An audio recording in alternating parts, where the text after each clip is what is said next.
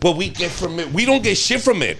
We did the jokes, we die, and we get nothing from it. But no, that's what we get. We get now another fucking hack that grabs our material, rewrites it through AI, and now they present our same fucking material, and my family gets nothing. Dude. Instead, have comedians that had respect for those guys that did die. And steal their act? No. How is that respect? How is it stealing when you're feeding their family? Their family keeps eating off of their material. Look, buddy. You know how there's these cover bands that cover these huge, successful bands. Yeah, and they're very successful in their own way because they're covering these bands that they just can't cover all this territory. You think that in the future we'll have that? I think so. Yeah, I mean, there's like kind of Andrew Dice Clay.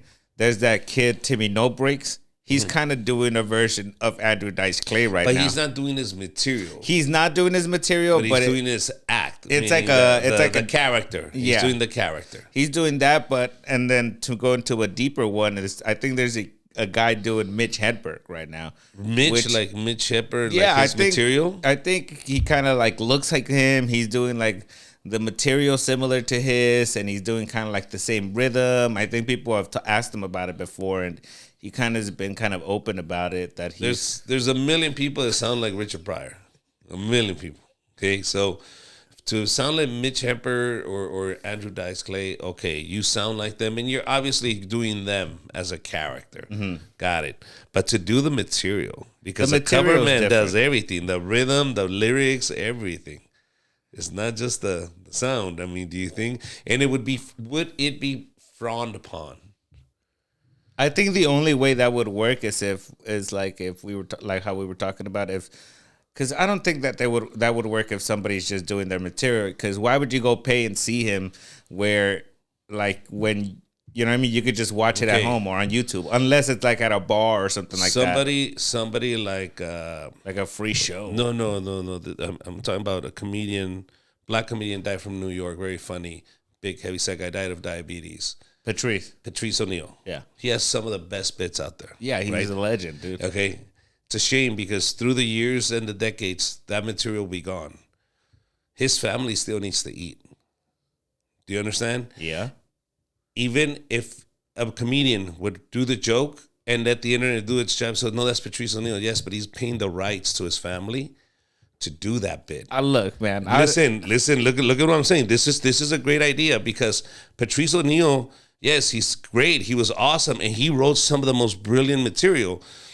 But if there's a comedian out there that really loves that bit and is willing to pay royalties on that to his family, I would say congratulations to that guy. Thank you for not letting that bit die. No, but then that's not stand-up anymore. No, it's not stand-up. I'm not saying you do all your material based on that, but you as a comic can pick a joke and say, I want to do this bit. Just one joke? Like a bit. Even if it's however you want to sample it. For example, rappers sample music all the time. Oh, you know what? Patrice used to say this. And but then I think in that case, then I think it's not even the same material number. Because we all have even friends that were like, oh, I have something similar to that. You know what I mean? So it's something, if you change it, then it's not the same joke. And then if you are doing the same jokes and just if you're just doing somebody else's act, even if you are paying, then that's not even stand-up. That's just you being an impersonator, which is it's entertaining, and it would be like fun to watch one of your legends in person that's passed away and get to kind of relive that. You know what I mean? But if we're being real, that's not even that's like a whole different art form that we're doing. You know what I'm saying? Because I get it. But listen, sometimes Ed Munoz comes and sings, and he sings a Chente song. Yeah, you know what I mean? Or he re-sings the Chente. It doesn't make him less of a writer. He writes his own songs, but he decides to cover one of Vicente Fernandez's songs. No, but that's different. That would be like if somebody did like a joke. Like even then it would be like, what the hell are you doing? It'd be weird, you know what I'm saying? Because how would you even say it? You would just have to play it off like it's yours. But of course, when they investigate that joke, the family is posting up, no, he pays royalties. Thank you, because that would just never fly. That would just not be it would be like, sure, you can do it, but then it's like, even why? Why would you even want to do it? You know what I mean? Because listen, one, Patrice O'Neal lives forever. Two, people get to hear his material, and we're giving him credit, and his flowers were his family keeps eating, bro. I'm looking at it. I want one day somebody to want my jokes. I hope Oli gets a fucking penny after I die, bro, because once you die, your family, you understand, as comics, we're the providers. Yeah, you're looking at it as like, it obviously, because it could make money, obviously. It's already been proven. And you already wrote the joke. Why not milk the shit out of that? That's what I'm saying. It's already been proven that the material can make money. So it's like, obviously, but then I'm putting myself like in my shoes. Like, for example, let's put you in those shoes. Would you feel even comfortable, even if you did pay? Would you feel comfortable doing like somebody else's joke, like knowing that somebody else wrote it, knowing that it's like you're just doing the one, and even if you're paying their family? Jay Leno, every late night comedian, every host. This is something that's happened for millions of years. But that's a different art form. Okay, you're talking about Chris Rock, Dave Chappelle. That's a different art form, though. They all have writers too. They're all doing stand up. Yeah, but that's like a different, like, you know what I mean? Like, you're not on stage. It's not like a thing that they're doing on their tour. Like, come see Jay Leno, and then Jay Leno does other people's material. No. You know what I'm saying? This is I'm talking about dead comedians. That's what I'm saying. No, that's what I'm saying. Like, he's dead. He's never going to perform this joke ever again. Yeah, but then that's the beauty of it. That's it? Yeah. The beauty of it. The beauty of it is my family eats for the rest of their lives off of that joke. You should have done more albums. You should have done more albums. You should have toured harder. You should have got the money when you were alive, motherfucker. You know what I'm saying? All right. I'm saying because a lot of comics out there that die, they leave their family and there's nothing. Yeah. And then what happens is other comedians will grab their fucking material, dissect it, put one word next, never give credit to the family. Everybody knows he stole it. But I get it. But don't tell me those people don't make it in this business. Well, they do. They do. But okay, like, and now we don't hold them accountable because there's no way to register this joke. There's no way to make money out of this. No, we do. That's called hack. We all know. Yes. We all know when one of them starts, even when somebody does a joke that's like 3 steps removed, you're like, that's literally just a joke based off of this dude's thing. You know, that's the beauty of it.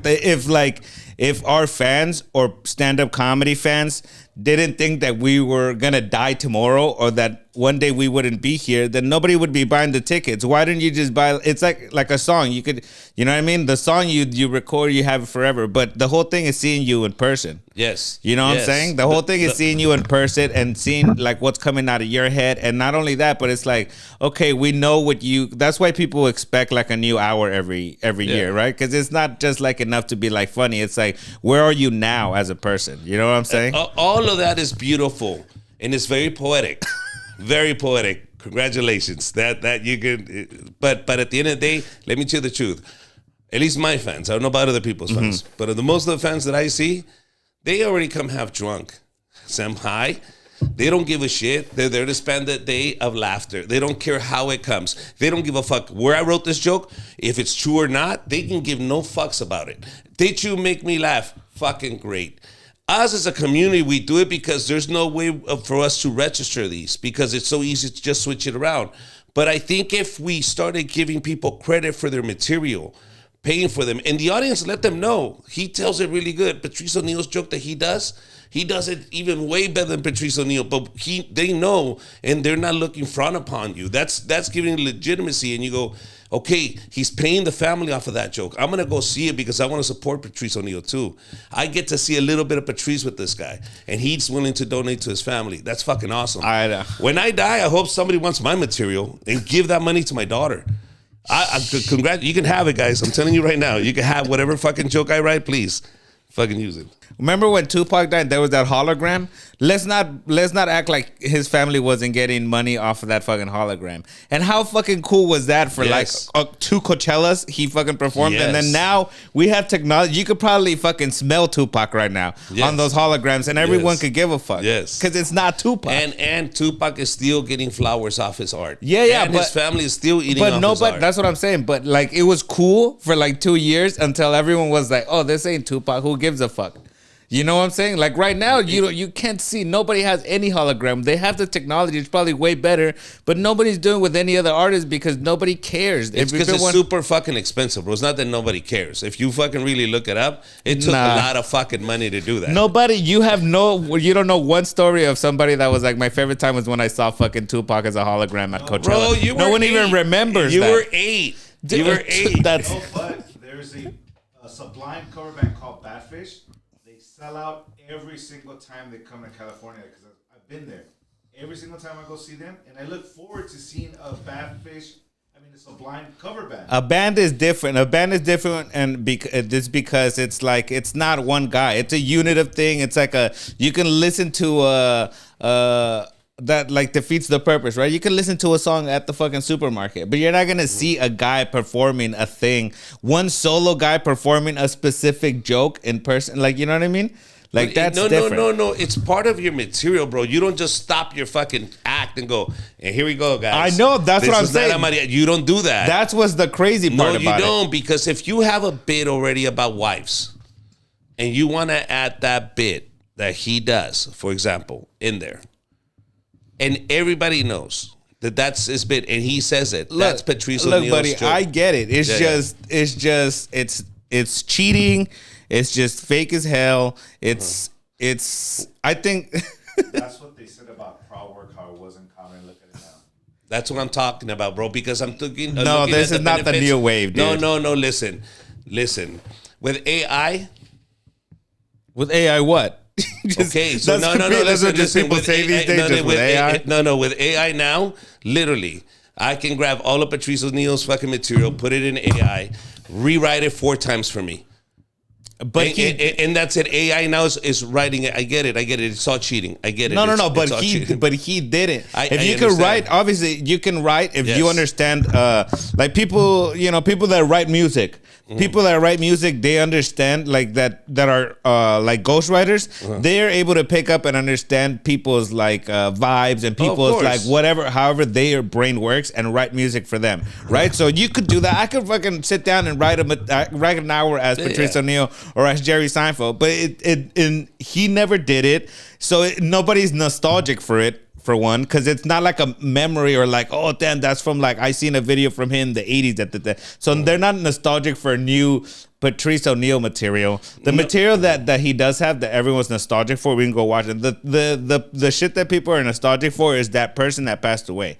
You know what I mean? And what it keeps that person's like live like going after their death. It's not that the new memories or new jokes. It's just like when we think of stuff that's happening, we can picture them like having a take on it. You know what I mean? But you wouldn't want to see. Get the fuck out of here with that explanation, bro. What do you mean? What do you mean? What we get from it, we don't get shit from it.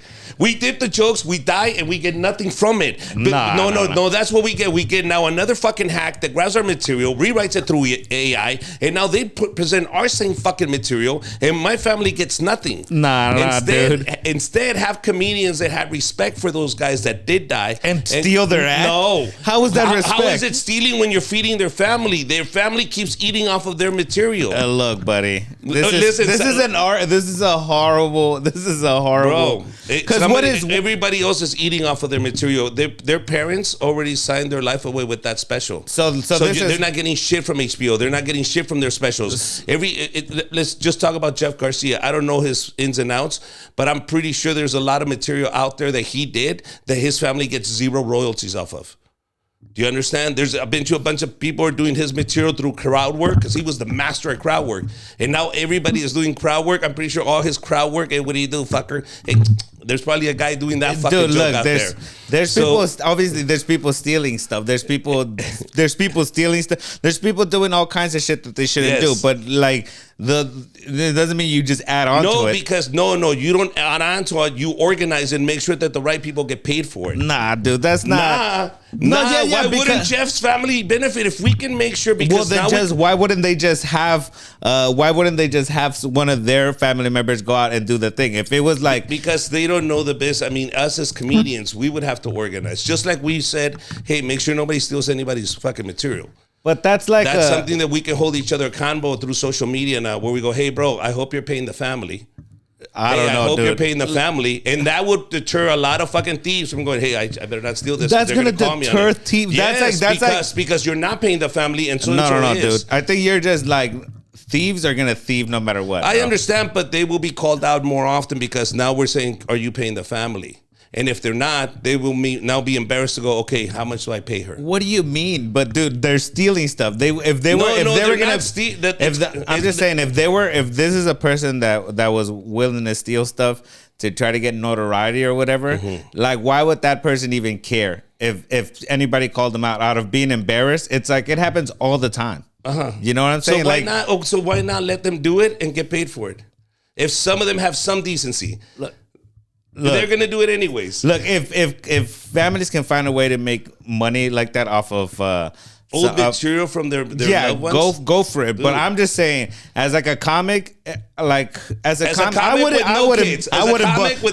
I wouldn't book somebody as a young comic with no kids. Yes, don't say you wouldn't book anybody broke because the day of tomorrow will eat those words. Well, yeah. because people do whatever they do behind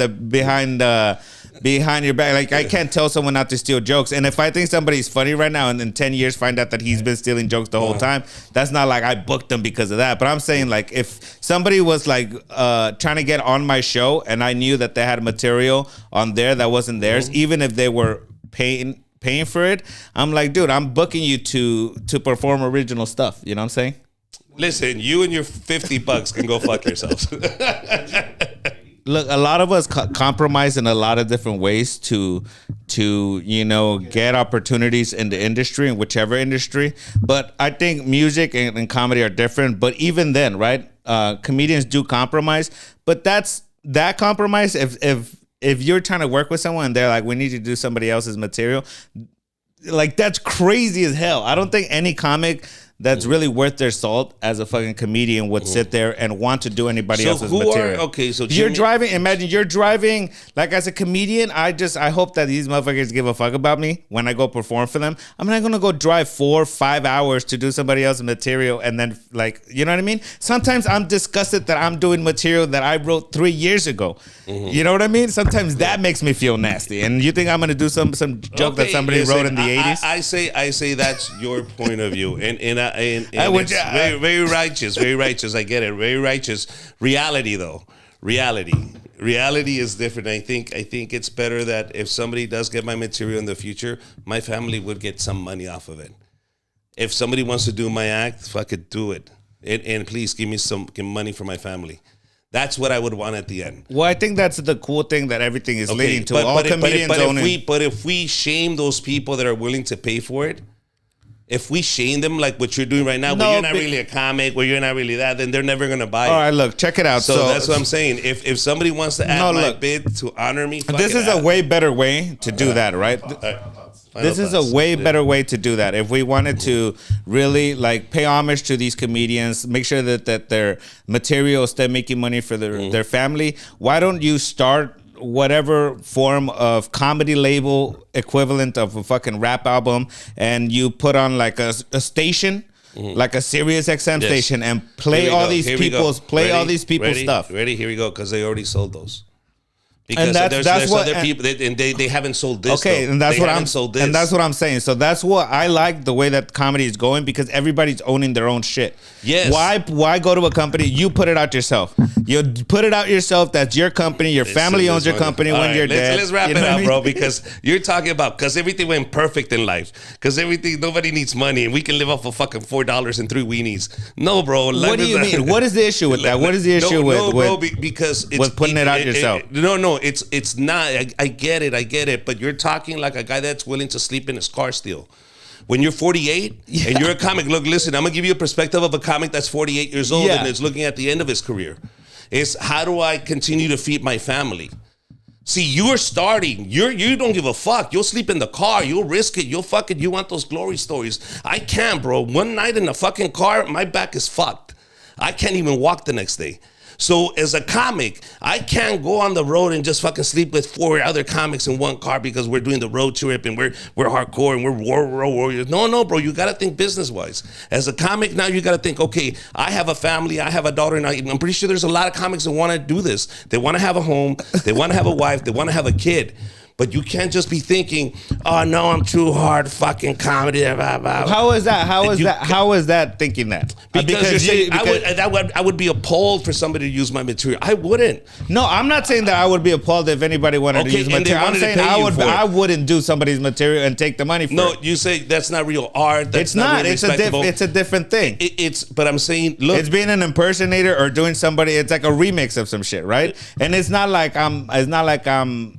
Like you're being like, oh, if everything worked out and stuff, but then obviously it would be ideal for you to continue to make money or whatever after you pass away with your art, right? But that's also not real. It's never happened. It's not happening because we haven't established anything like this. What I'm talking about. What is is that use my material, please. Other comedians do it as a tribute. I don't give a fuck. All you're doing is because you want to fucking pay money or add it to a bit because it really fits perfect, and then you can tell a story about it in the podcast and say, "Yeah, I use Richard's bid." Obviously, that would be fucking. Obviously, that would be ideal, but it's that would not real. No, but we haven't established it either.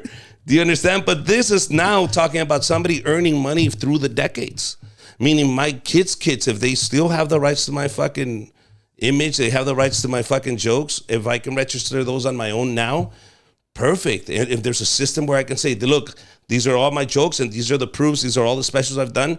Okay, log all those in, register those in, good. If any comedian wants to use any of these materials for any of their fucking specials, please come in, like sampling music. Grab it. Fuck, my family just won another fucking $300 this month. Great. Hey, look, in a perfect world. In a perfect world, right? In a perfect world, but then if it was perfect, I wouldn't be a comic. You know that? I'd just be having the money for doing nothing. That is true. I'll give you that. All right, guys. Listen, the problems that we face, right? These are the fucking shitty ass problems. There's people dying right now. There's wars. People. Hey, look, man. I'm just doing stand up. I'm trying to fucking produce a bunch of shows too. So that's like a whole other thing to deal with and stuff like that. There you go. Should you be producing those as a comic? Yeah, you should do everything yourself is what I'm trying to get to. Produce your own shows, write your own material, fucking put it out yourself, start your own company that produces the whole thing. We were talking about this like earlier, right? Like as a stand-up comic, especially if you have a career, you could prove that you're out there on the road, you have tour days and shit popping. Why not go start an LLC or a DBA, make yourself a business, go to the bank, get yourself a small loan. Now you're literally a business. You're doing all that. All of that stuff is possible. You know what I mean? It's different now. I get that wasn't a thing when you guys were like coming up and stuff like that. And it's like, and you guys also didn't put any of those systems in place for us. Like it's like now everybody's figuring it out on their own. What did we didn't put in place? Like that, like the LLC? No, not the LLC, but the letting people know about that, right? No comic has ever came up to me besides like when we were recently talking about it.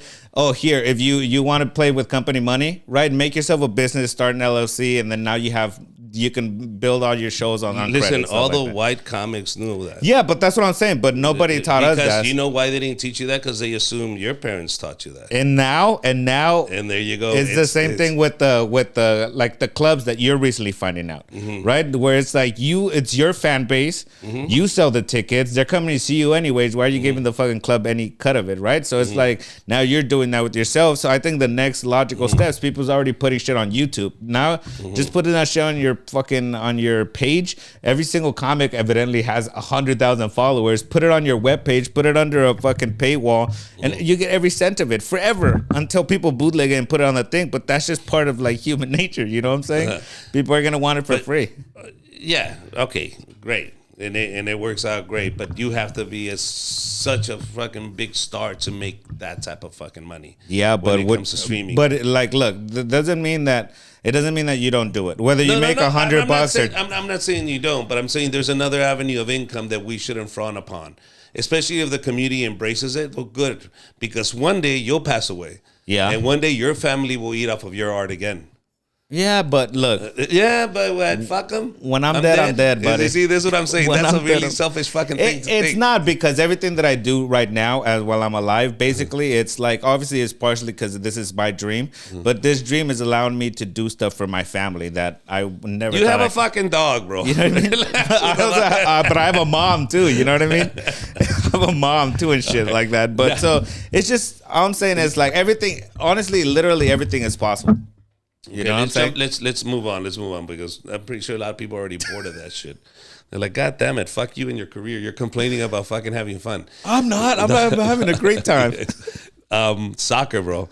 You're not a soccer fan. I don't like sports in general. I just can't ever find myself rooting for somebody Because you got bullied or what? No, it's because they're making all the money and I'm at the house being like, we did it. It's like, we didn't do shit, dude. This guy made $100,000 like a second on this match, and I fucking spent $300 going out and getting fucked up to watch it. Here's $1 million question. Have you ever played in a team?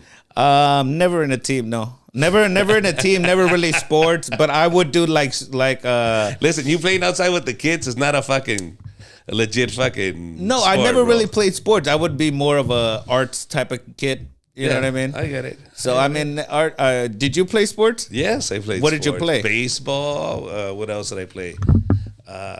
Because you wanted to. Yeah, absolutely, because I wanted to. Yeah. See, that's a whole thing, dude. No, I wanted to play. What would even motivate you as a kid to get out there, dude, and play?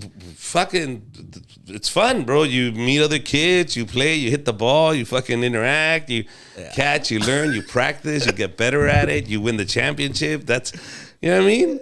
You get to have those fucking feelings, bro. I just had different fun, dude. I guess. I was like up here a lot of the time, you know what I'm saying? Up here, coming up with scenarios in my head. I mean, it's helped. As a kid, it was awful. You know what I mean? Obviously, I didn't have a great. Did you have friends as a kid? I had friends, but not like Did friends. they know you were their friends, or this? But like not friends that I would like in elementary school and shit like that. Like people would like go over to their friend's house and shit like that. I'm like, we had kids in the neighborhood, so everyone would just hang out outside. It was never going over to somebody's house to stay over the night or fucking let's go out with their family on vacation. No shit like that. It was just regular. You just went outside. There was kids. You played with whoever was outside that fucking day, and that was it. And then you went inside. That was it. It wasn't like fucking like personal, real, intimate, interpersonal relationships at 9 years old. I mean, who the fuck? You know what I mean? Every other kid. That's great. That's called. great. It's called the best friend. Yeah, but we had a lot of shit going on in my house. Like tias were like, you don't need friends. We got drama. nah, tias were like fucking like they were. Oh, this guy's gonna stay with us for a while. Just some fucking guy from Mexico. You know what I mean? Like they're gonna pick him up in 2 days type shit. It's like you can't at that time you can't say anything when you're growing up in that family. It's like no le digas nadie nada. So you think I'm gonna go around and be having friends and be like, come over to the house, check out all the stolen shit we got? Like, you know what I mean? It's different. We had different childhoods, I think. I don't know what you're talking about. You had a crazy childhood too. No, but I know why I gotta recognize your ass. Yeah, but I'm like, no, I recognize your ass too. I had a childhood just like that where nobody was allowed in the house. It's easy to have friends when you're the plug. Let me tell you. You had a whole different thing, dude. That is true. That is true. That was fun. Yeah, I wasn't the plug, dude. Ernesto. I want to talk about like the worst shit you guys had to go through while on the road. It's never really that crazy. I think because I've mostly been on the road with Richard, of course, with like a few other comics and stuff like that, but mostly with Richard. And Richard, he's been married the entire time you know what I mean? If he's ever like going crazy, it's like he's eating too big of a meal and drinking a little too much. But we still make it to the fucking hotel at the middle of the night. Nobody wakes up somewhere where they're not supposed to. No one's getting in trouble. No cops are calling. No rocks or shit. No one's throwing TVs off the fucking balcony of anything. I think that's like one of the misconceptions. People always like, Hold on. That's you with me. No, I'm saying even when I was, was me with others. even when I was on drugs, like I would just go to sleep. Yeah. You know what I mean? It wasn't that crazy. No, look, I think what happened is social media. I think social media really put a stop to all of that. Because I remember in the early 2000s, bro, going on the road, it was mayhem, bro. Mayhem. I mean, there was nothing we would leave fucking breathing. We would just from the manager of the club to the wait staff to, I mean, there was rules at the comic strip. Do not fuck the waitress. Like, dude, it was fucked That up. says more like, about the waitresses than it does the comics, to be honest.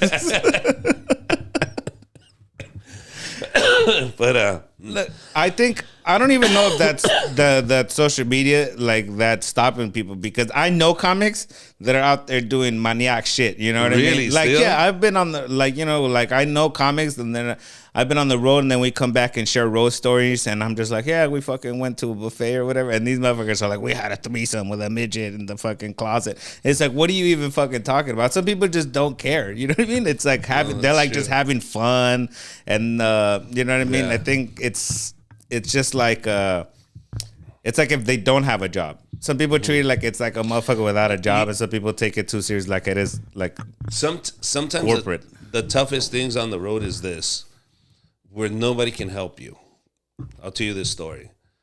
I'm gonna be on television on Televisa, a show called Están Parados with Adal Ramones. I get the call, and I had another gig here, so I had to literally fly the red eye to Mexico City. So we fly the red eye to Mexico City. We get to Mexico City, and when I get there, it's 3:30 in the morning, and I get to my hotel, and I didn't know, because I don't know the area. It was just a hotel, but it wasn't like a fancy hotel. It was like a little more run down, and I didn't know that you could also get it by the hour. Oh, so it was one of those. It's one of those, but it's a nice fancy one. It's just now you can also get it by the hour. They just kept going down and down on their quality, but the photos look fucking amazing. Yeah. So when I get there, I'm trying to get a room, and she's like, there is no fucking rooms. I said, shit. So it's 3:30, 4:30 in the morning. I have to shoot. I have to be at the studio at 12 o'clock. And then I'm shooting my show at 3 in the afternoon that same day. So 12 hours from now, I have to be in the studio ready to go. Yeah. And there's no room for me. And I keep begging the lady, I need to sleep. I'm going to perform tomorrow, and I can't perform if I don't fucking sleep. And she's like, well, here's a room. I mean, like, en cuanto se desocupe uno, le digo, señor caballero. At 6 in the morning, somebody, I guess, left the room. And she says, se desocupó uno, because she saw me sleeping in the lobby. Yeah. She says, se desocupó uno, pero no lo han limpiado. No le hace. And I go, I don't give a shit. Just give me the room. That's I go up there, bro. hell. Oh, shit. It's fucking nasty as hell, boy. I slept on the floor in the room before I go to Televisa the next day. I'm sleeping on the fuck. Oh, it was disgusting, bro. I was like, damn. I was like, shit. I woke up that day, I slept with my clothes on. Well, I would just keep sleeping in the lobby. Yeah, you probably. already were sleeping there. So I said, fuck, I just need to get some sleep. Also, I thought you were gonna be like, let me get 6 hours. You know what I mean? Like you, let me get fucking 6 fuck hours. it and cut it down. Yeah, who gives a fuck? So I had it, and I was like, oh shit, this is the most disgusting shit, bro. We recently had a hotel room where we were in remember that one? Arizona there somewhere. You go. And they were literally like, sometimes you get a pill. Like I got this pill, and it was like in the dark when we came home from the shows. And then I woke up, and I'm literally like opening my eyes, and it's like just a cum stain. I'm like hugging it. It's just like cum on the pill. Come on, dude. That's the Airbnb that we actually took pictures of the in roaches. case they said that was our cum or something. Yeah. Yeah. There was blood stains on the wall. There was like a handprint, like leaving Yeah. the thing. It was like, dude, take a picture of this. This is crazy. No Yeah. towels. They just didn't give a fuck. Bloody towel, like when you stain a towel with blood, it's like, or something, but it looked like blood. Yeah, it was real nasty spot. But those are the horror. And this thing is, she couldn't do anything about it. I don't care. At 3:30 in the morning, I'm not gonna get another hotel anywhere else. dude, one time I remember me and you were like we drank a whole bunch. It was one of those casino and in Vegas ones, and then those when you do a casino is they give you a room and you're usually like staying wherever the casino has that club in. And then they'll give you like a whole bunch of just like vouchers for like free drinks. Mm-hmm. So you don't have to be playing, right? And then the person's like, if you need more free drinks, just come up and get like another booklet of vouchers or whatever. So we were just like unlimited drinks at this casino. We're drinking a whole bunch, and then we were like, let's go smoke before we go up in the room or whatever. And then we were like talking. And then out of nowhere, remember you like threw up? You threw up like all nasty right in the rocks and stuff. And then and then right behind you there was this pimp who was like disciplining one of his employees. Yes. Right, which was he was exercising his hand. yeah. He was. They had that open door policy going on, so he was fucking exercising his right as a managerial employee, and he hit this hooker or whatever. And I remember she looked at us like we were gonna help, and we just were like, "Fuck that, dude." We just saw him hit you. Yeah. Yeah, like imagine what he's gonna do to us. Dude, and then he fucking and then they walked right past us. We were just like, we didn't see anything, dude. Listen, I don't know what this other side of the story looks like, bro. I'm not gonna get involved. It was crazy as hell. It was crazy though, but I continued to throw it up after that. Yeah. That was like one of those crazy nights. Nothing happened. Yeah. Everybody went home. And we're usually out there on the road too with Ace, which has been really cool. Ace has been crazy because he's been like the luckiest guy ever. He's just been on the road his whole career, I feel. I think so. I don't think that guy's ever been off the road. He's just been on the road. It's been a lot of fun, man. You've been selling a lot of tickets lately, and Finally. I've been working with you like on and off, obviously for like almost my entire career, also, which has been really cool. And then there was even like a little time where I'm like trying to get my shit popping a little more. So I took some time from working with you, and that helped a lot too. So because now that we're working together, I feel like I have a little bit more pull. So whenever I post like flyers and stuff like that, it gets a lot more attention than it used to. And you figure out a system for yourself that's been going really good. I've been like just having that like pleasure of being able to see the difference of like when we went to a town like 2 years ago, and it was like 37 people, maybe 45 people in there. And then now we go back and it's like we're adding a second show. We're adding a second. I know, right? It's we so used good. to beg for 35 people a night, and now we're pissed because we don't get 150, 200. We're like, geez, we're. It's good, man. I'm not gonna lie. It feels really good to finally be, I could say, vindicated. Where you go, oh, finally, I'm not crazy. Because for 20 years, 24 years, you go, am I crazy? Am I not funny? Because you question yourself every step of the way. Yeah. But then when people show up and they tell you and they're like, dude, this is my second time. I'm like, what?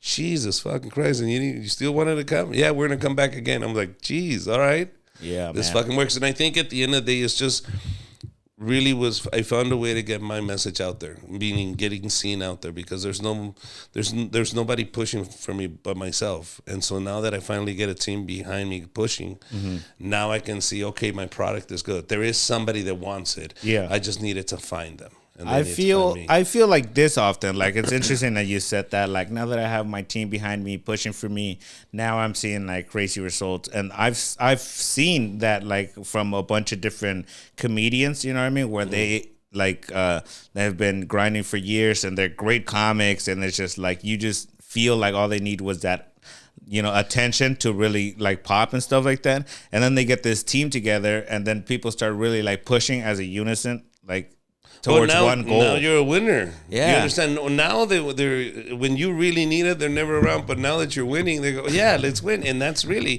positive momentum. It's fine. But do you think it's one of the things I was going to get to is like, do you think that anybody who's good enough at like who can get laughs, if they had a team behind them, do you think that they can be they can get to that? Like, I feel like that. Let me explain this quick. I feel like anybody could be the fucking main character if people around them treat them like the main character, and all of them put their focus on this one person. Listen, yes, either you pay for it or you act like it. Meaning, either you get a team to believe in you, and then you pay them to motivate them to go and do it. Because my team is not doing it for free; they're doing it because they're getting paid. Yeah. Do you understand? And you don't have the financial backing to pay for it, then you better act like you're already there, because that's what's going to gravitate other people. I'll tell you, last night when we did the show, The Ice House, for me, it wasn't one of my best shows, but a lot of the people that were walking out of that room were executives and showrunners. That's why it was so loaded with so much talent. They weren't there to see me, but they got to see me too. And now they know my name, and they shook my hand. And as I was leaving, I talked to some of these executives, and they said, "You were really good, man. I really like your stories. You have something there." learning that from them, meaning they're in the business, this is something that would attract them when they see it again. Yeah. It's huge for me. That's why I did the Ice House. But you gotta act like you already own it, meaning like they should be so lucky that they're even in your presence. Yeah. They should be so lucky because you're the shit. Like right to like maybe to like a limit, right? Because then there is no limit to the point where it's exhausting, to the point where like, dude, we have to believe it because he believes it more than we do, and that type of thing. And that's easier said than done. A lot of people say, well, I can fake it, and that's faking it. I'm talking about believing it. Yeah, that's true. That is like that's it. When you believe, I think that's the biggest difference that has been happening for like my career in these last like even just as like this year, right? It's just that it's like I've done enough stuff where like I don't even have to talk myself, or like I don't have to get anybody to believe that I'm like funny. I could just send them the stuff that I've done, and that then leads me to believe that I'm, fucking capable, all this stuff, which leads me to actually do more stuff. It's really cool because I think we all kind of struggle with like that imposter syndrome thing, right? Because no comedian has like a degree like that says you're a comedian now, or like nobody ever holds a graduation for you where it's like, oh great, you just graduated from open micer to opener, from opener to feature, and then headliner. Yeah, there's none of that. It's basically so then a lot of the times we're all walking around like it's like how you said, you're like, am I funny? Yeah. Am I even funny, dude? But then you go to a show and you're like, all right, I guess I am. But then you have 2 shows in between, and those 2 days are like, what the fuck? Am I funny? Oh yeah, the worst thing you can give a comic is time. Give a comic free time, and that's it. He'll derail himself. That's where I fell apart. That's literally where I fell apart, dude. I literally fucking had so much, and it was like money plus time. Mm-hmm. I had money plus time and literally just became addicted to drugs. Exactly. It was, for COVID was the worst, bro. For me, all I had was time and money to just drink.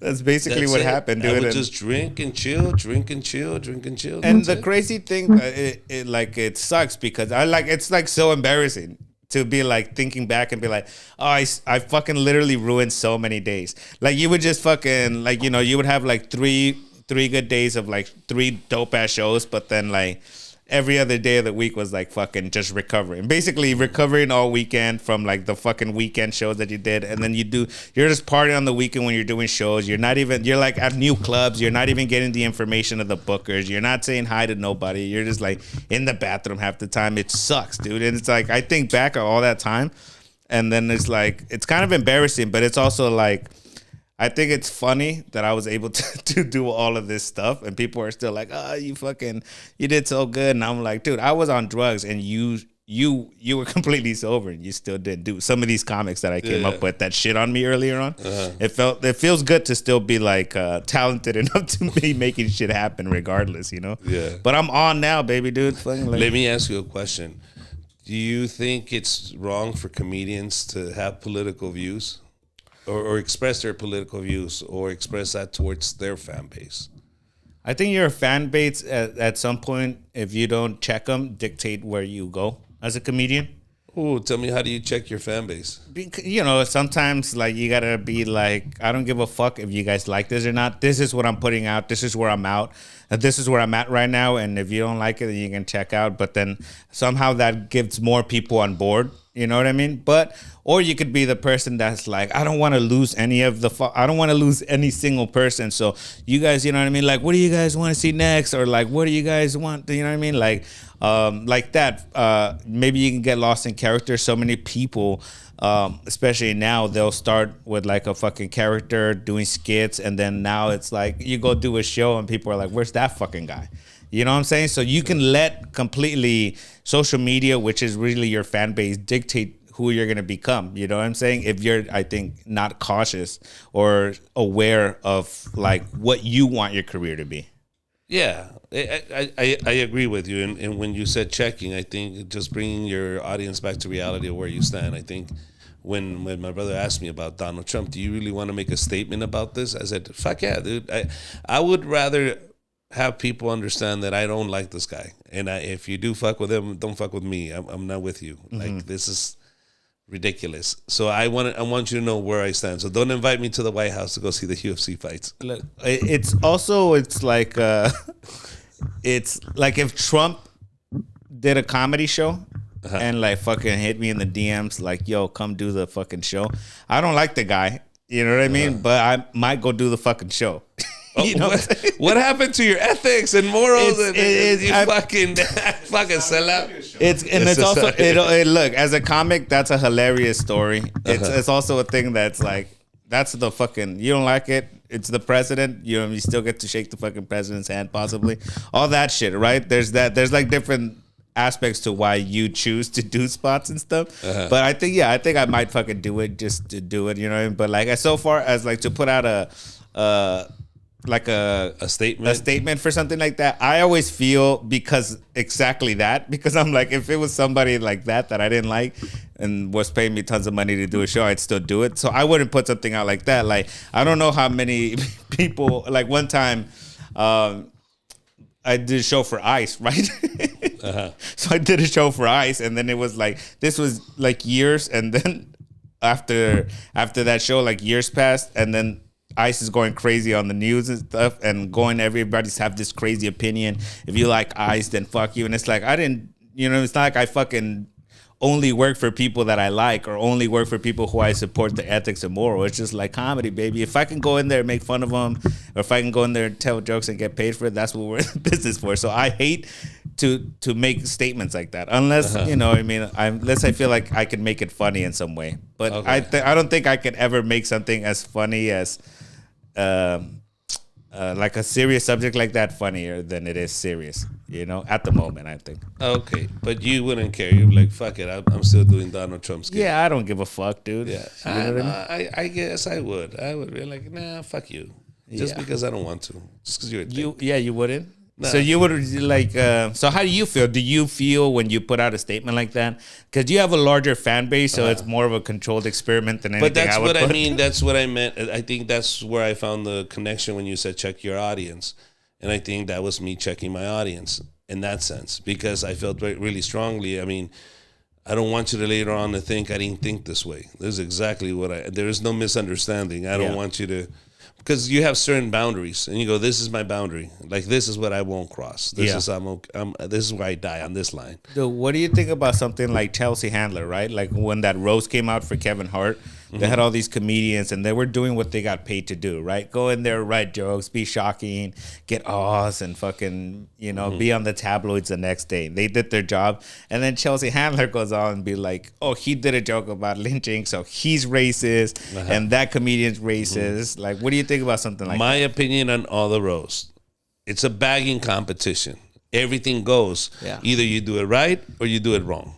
And the audience will tell you when they laugh. If they don't laugh, you did it wrong. Yeah. But you don't get punished for that. And if you want to play the game, aguante la vara, güey. You got to take it, bitch. Dude, and you're like a good person to ask because you had a whole fucking incident. Yes. But I'm telling you, a roast is a roast. Everything goes. Nobody. This is the thing. It's like watching a boxing match and getting mad because the other guy beat up the other guy. All right. Or he gave him an elbow. Yeah, he gave him an elbow. He's cheating. But that's it, bro. He loses and he doesn't get boxed again. Okay, yeah. But you don't crucify the guy. He lost the fight. I think that's the fun part about stand-up, too, is like as stand-ups, we're like hired gunmen. You know what I mean? If somebody hires you and they're like, I want you to write jokes about this, your job is just to write jokes about that. Your job is not to be married to that material or married to the emotions attached to it. It's just write the joke, right? So it's the same way. Like, you write jokes on this guy and you just write jokes about that. No, but I'm telling you about taking it. Meaning, we're talking about the roast. I have to take the roast. Yeah, the insults. You wanted a fight, bitch. You got in the ring. Now you're complaining because it hit you in the face? The fuck? What did you think we were going to do? Yeah. It's a roast, bitch. You don't want to... You wanted to be relevant. And now that they made fun of you and now you're relevant, now you're mad. And now you want to continue to be relevant, but now you want to play the victim on this. You don't get... She's victimizing herself so she can get more fucking views on her ass. Yeah, it's like virtual signaling all over again. Exactly. When the fuck are we talking about Chelsea lately? Fucking recently. Never. She's been out of fucking MIA for years, and now she fucking rises from the dead and now wants to fucking have an opinion? Yeah. Do you understand? Now you want to have an opinion? Bitch, shut the fuck up. Yeah, I think that's wild. I think anytime anybody gets mad at comedians for anything, I think it's really funny because people want us to be politically correct. The whole time we're not politicians. Who gives a fuck? What I don't like is comedians that'll back her up. Yeah, or yeah. her. Like, oh yeah, she's right. She's a bitch. You're not even offended. Shut the fuck up. They weren't talking about you, but yet you want to fucking die next to her. You want to say, yeah, I'm gonna repost your shit. I can't believe they did that. Shut the fuck up. You're a comic, Yeah. dude. That's the worst. But I think it's just like, where do you want to fit in? It's also that, like, right on social media, where do you want to fit in? What type of comic do you want to be? What group do you want to be in? And then just like all those posts, right? That becomes your fucking algorithm, and it's the same like in real life. That just becomes your algorithm around you. It's just you fucking liking and reposting shit like that. That's the type of comics that you hang around with. Somebody brought this up. They said, listen, the reason Tony Hitchcliff and all these white boys are doing all these racist jokes is it's because that's how they feel. That's how they feel. Do you think that? I think so. I think there's a lot of these Proud Boys, a lot of these people, these Trumpers now, that do feel that way, and they feel like with Trump and all, they're all getting really ballsy, and they're doing it the wrong way. Is you don't get to now fucking start talking shit about other race and start being racist and fucking deporting people, and it's just really getting really bad, and they're pushing this line, but you can only poke the bear so many times with the ha-ha joke, before that motherfucker kicks you in the fucking face. I think that's what comics are for. And I think that like some people use them the wrong way, right? Like some like look, the humor's there. I get it. You want to make jokes, that's fine. And we make racist jokes all the time. We make fun of white people all the time. I get it.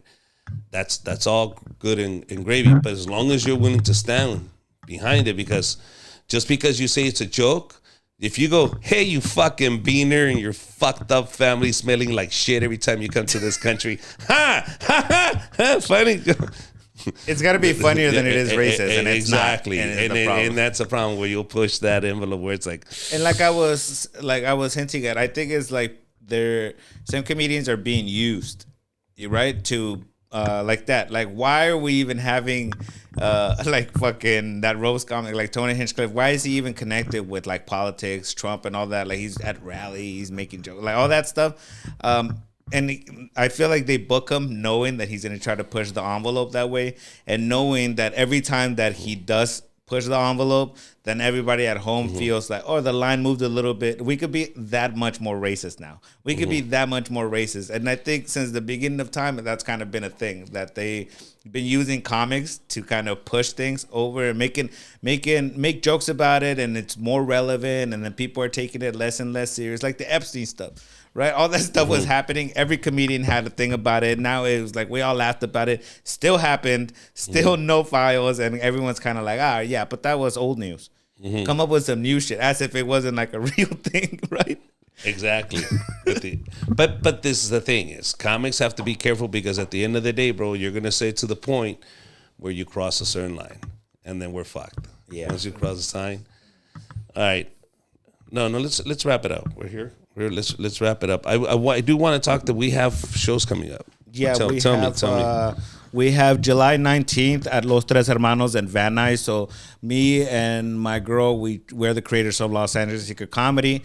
This isn't a secret show, but it is a monthly comedy show where it's basically touring comedians, Mexican restaurant, happy hour prices all night. So it's just a dope place for anybody in the Valley looking to come watch a comedy show that's not at a comedy club, but with comedy club level talents. Tickets are only $15, and you could get them online, and we're going to be doing that monthly every last Wednesday of the month. So that's comedy night at Los Tres Hermanos, July 29th. That's going to be our first one with Richard Villa. And like I said, we produce LA Secret Comedy, which is touring comedians plus secret surprise drop-ins on every show. That one's going to be the last Thursday of every month. We have Richard on that one, July 30th in downtown Long Beach at Harville's. Tickets are moving quick, so that one's hopefully going to sell out, and it's going to be a good turnout for you guys. And also, just go to www.secretcomedyshows.com, guys. Secretcomedyshows.com for all the info on all that. All our upcoming dates. We're going to be debuting at the Ice House in Pasadena on August 27th. And we got some shows lined up for out-of-state stuff. So make sure you stay connected to that. And I'm also going to be obviously on the road with Richard on a bunch of these California dates, some out-of-state dates. And Richard's got a whole tour he's got going on. So go ahead. All right, guys. So, just go to my tree link. You can see all the dates coming up. I know that Padre Island has just been added to it, and I know that that's going to be when I'm going to be out there in Laredo. So that's, I think, the 12, 13, and 14? 16, 17, and 18. So I'll be out there. Thank you very much, guys. That is it. Thank you to all the Dorados. Bye-bye, everybody.